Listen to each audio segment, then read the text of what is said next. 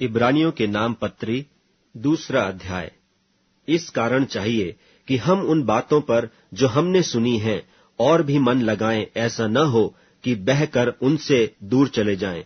क्योंकि जो वचन स्वर्गदूतों के द्वारा कहा गया था, जब वह स्थिर रहा और हर एक अपराध और आज्ञा न मानने का ठीक ठीक बदला मिला, तो हम लोग ऐसे बड़े उद्धार से निश्चिंत रहकर क्यों कर बच सकते हैं, जिसकी चर्चा पहले पहल प्रभु के द्वारा हुई और सुनने वालों के द्वारा हमें निश्चय हुआ। और साथ ही परमेश्वर भी अपनी इच्छा के अनुसार चिन्हों और अद्भुत कामों और नाना प्रकार के सामर्थ के कामों और पवित्र आत्मा के वरदानों के बांटने के द्वारा इसकी गवाही देता रहा।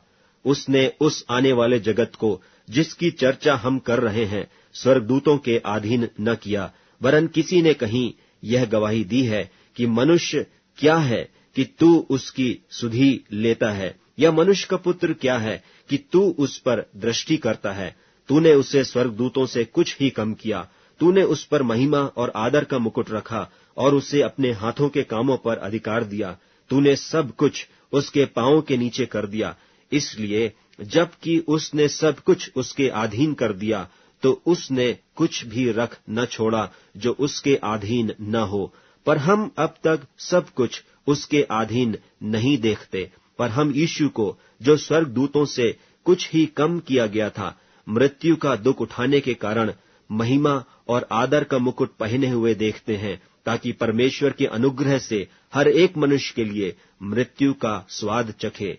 क्योंकि जिसके लिए सब कुछ है और जिसके द्वारा सब कुछ है, उसे यही अच्छा लगा कि जब वह बहुत से पुत्रों को महिमा में पहुंचाए, तो उनके उद्धार के कर्ता को दुख उठाने के द्वारा सिद्ध करे। क्योंकि पवित्र करने वाला और जो पवित्र किए जाते हैं, सब एक ही मूल से हैं।